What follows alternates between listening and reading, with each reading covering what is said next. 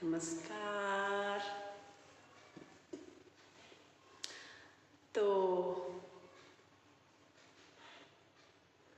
पिछले वीडियो में हमने यम साधना के बारे में बताया था।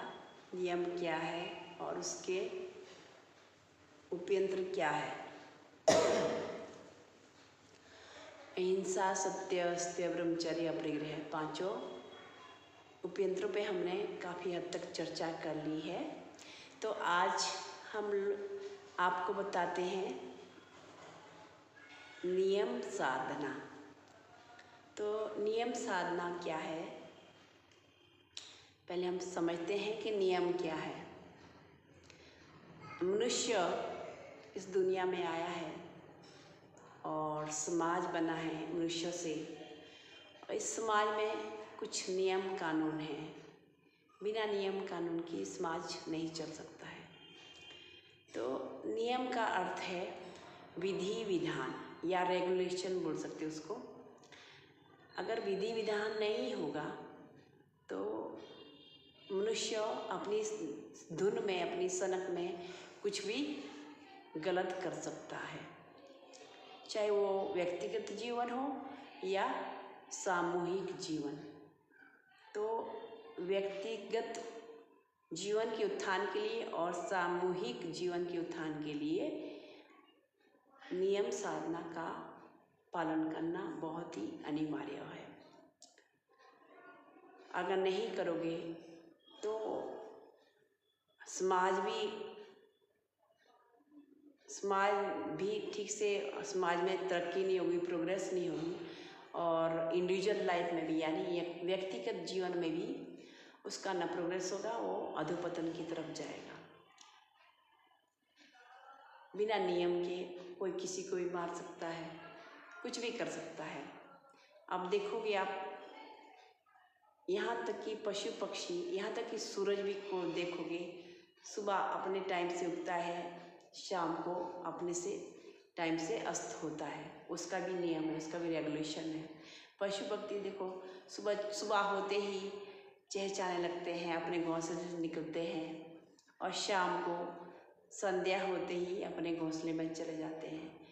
तो सभी सृष्टि में नियम है कि सब अपने अपने विधि विधान में रह के चलते हैं, और ये जो रेगुलेशन है, विधि विधान है, नहीं होगा तो बहुत ही मुश्किल होगा समाज में चलना। तो आप लोग देखोगे कि योग के भी अपने नियम हैं, उसका भी विधि विधान है। नहीं तो योग में भी आप कोई भी करने में सफल नहीं हो पाओगे। ठीक है। तो नियम साधना में इसको पालन करने के लिए शरीर और मन, ये तो है। शरीर और मन है तो अगर हम नियम की बातें बोल रहे हैं, आध्यात्मिक बात बोल रहे हैं, तो आध्यात्मिक जीवन में तरक्की करने के लिए शरीर और मन चाहिए। देखा जाए तो मानसिक और शारीरिक उन्नति के लिए भी शरीर और मन चाहिए। तो इसलिए हम शरीर पे आ रहे हैं, तो सबसे पहले जो नियम है, नियम का पहला उपयंत्र है शौच।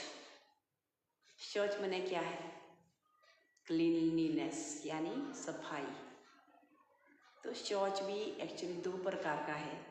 एक है बाहिक शारीरिक, एक है आंतरिक शारीरिक। अब बाहरी शारीरिक क्या है, यानी एक्सटर्नल फिजिकल क्या है? तो फिजिकल क्या हमारा शरीर है, और शरीर में क्या है? मन है। और शरीर किस पे खड़ा है, इसका ढांचा क्या है? रीढ़ की हड्डी बेस है इसका। तो शरीर का जो काम है, उसको जानने से पहले हम लोग को जानना चाहिए कि ये दुनिया में तीन फोर्स डोमिनेट करती है, वो है सात्विक, राजसिक और तामसिक, है ना। और जो सात्विक है वो प्योर सात्विक है। और तो शरीर की बात कर रहे थे हम। शरीर में क्या है, दुनिया में भी पंच तत्व है, और हर एक जितना भी ऑब्जेक्ट्स है दुनिया में, सब में पंच तत्व है। तो शरीर में भी है, जैसे पृथ्वी है, जल है, अग्नि है, वायु है, आकाश है। जो पृथ्वी तत्व है उसको शरीर में मूलाधार चक्र जो है वो कंट्रोल करता है, और स्वादिष्ठान चक्र क्या करता है, लिक्विड फैक्टर को कंट्रोल करता है, यानी जल तत्व को। और मणिपुर चक्र अग्नि तत्व को कंट्रोल करता है, और अनाहत चक्र वायु को कंट्रोल करता है, और विशुद्ध चक्र आकाश को कंट्रोल करता है।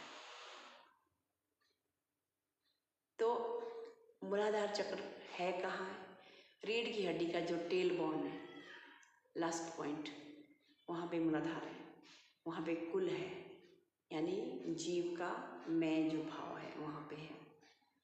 और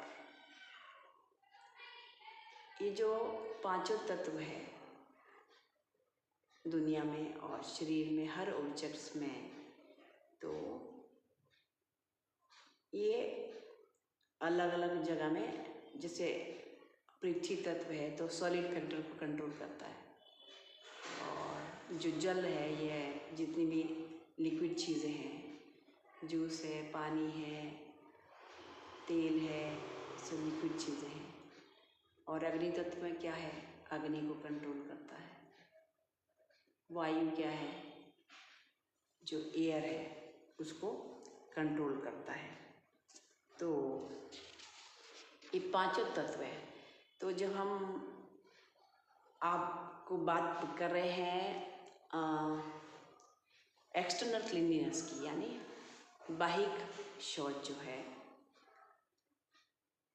तो इसमें क्या, सबसे पहले हम लोग को स्नान विधि का ध्यान देना चाहिए। स्नान विधि कैसे, लोग कहीं से भी पानी डाल देते हैं, लेकिन इसका नियम है कि सबसे पहले जो हमारा अग्नि तत्व है, मणिपुर चक्र, ये पूरी बॉडी को बैलेंस में रखता है। जो शरीर का जो भाग है पूरा, मणिपुर चक्र कंट्रोल करता है। तो मणिपुर चक्र को ये गर्मी देता है, तो इसको इसमें सबसे पहले पानी डालना चाहिए, और उसके बाद में ठीक उसके पीछे वाले भाग में,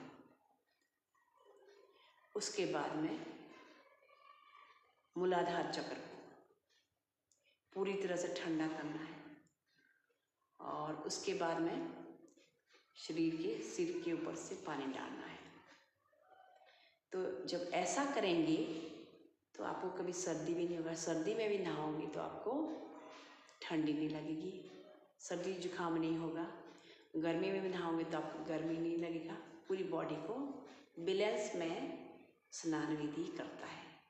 और जब हम स्नान कर लेते हैं तो हम लोग पितृ यज्ञ करते हैं, और साथ में धूप के मतलब सूरज की किरणें आ रही होगी जब, तो वो जो इंफ्रारेड रेज है, इंफ्रारेड रेज वो हमारी बॉडी में जो पानी है, पानी की बूंद है, उससे टकराएगी, तो उसमें क्या आएगा, एनर्जी आएगा।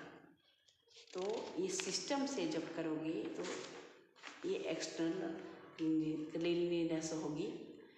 और शरीर के साथ में आप कपड़े हैं और घर है, वातावरण है, तो ये पूरा एक्सटर्नल क्लीनलीनेस है, बाहिक शौच है ये। और दूसरा हमने बताया था आंतरिक बाहिक, इंटरनल फिजिकल। तो इंटरनल फिजिकल शौच क्या है, आंतरिक शारीरिक शौच क्या है? यह हम लोग जो भी भोजन करते हैं उससे उस टाइप से सेल बनते हैं। हमारे सेल्स, हमारे नर्व्स, नर्व फाइबर, उस पर इफेक्ट पड़ता है। और आपने सुना भी होगा, जैसा खाए अन्न वैसा हो जाए मन। इसलिए खाने का इफेक्ट हमारी बॉडी पे और माइंड पे बहुत ज़्यादा पड़ता है। और जो भी खाना खाते हैं वो उससे जो सेल बनते हैं वो 21 दिन तक सेल रहते हैं। 21 दिन के बाद में फिर नए सेल बनते हैं। तो खाने के बारे में थोड़ा सा मैं बताऊंगी। तो खाना भी 3 प्रकार का है। जैसे आपको मैं बताई थी कि दुनिया में जो वेव्स है वो भी 3 टाइप की डोमिनेट करती है दुनिया में, सात्विक, राजसिक और तामसिक। इसी तरह से खाना भी सात्विक, राजसिक और तामसिक है। तो सात्विक क्या है? सात्विक खाना है जो वेजिटेबल्स है, दूध है, दही है, छाछ है, फ्रूट्स है, रूट्स है, ये सब सेंटिएंट है। और राजसिक क्या है? राजसिक है गरम मसाला, ज़्यादा तेल, ज़्यादा मिर्ची, चाय, कॉफ़ी। और तामसिक फूड क्या है? जितने भी नॉन वेज है और लहसुन है, प्याज है, बाकी जो ड्रिंक्स है, जो कोल्ड ड्रिंक्स है, वाइन है, स्मोक्स है, मतलब सिगरेट्स है, तो जितनी भी ये चीज़ें सब तामसिक है। तो जैसे आप यूज़ करोगे वैसे ही आपका बॉडी और मन वैसे ही बनेगा। तो इसलिए आध्यात्मिक साधक को क्या खाना चाहिए? सात्विक फूड। सात्विक फूड आपके मन और आत्मा के लिए बहुत ही फायदेमंद है, ताकि आप मेडिटेशन कर सको। और राजसिक फूड क्या है? वो शरीर के लिए हेल्दी है, मन के लिए अच्छा हो सकता, नहीं भी हो सकता है। और तामसिक क्या है? तामसिक आपके मन के लिए टोटली खराब है, शरीर के लिए अच्छा हो सकता है, नहीं भी हो सकता है। तो इसलिए आध्यात्मिक साधक को क्या करना है? उसको सात्विक फूड खाने की कोशिश करना है, ताकि आप आध्यात्मिक उन्नति हो सके। तो ये इंटरनल फिजिकल है और एक्सटर्नल फिजिकल के बारे में बताया, और दूसरे वीडियो में और आगे इंटरनल साइकिक के बारे में बताऊंगी, शौच के बारे में। तब तक के लिए धन्यवाद, नमस्कार।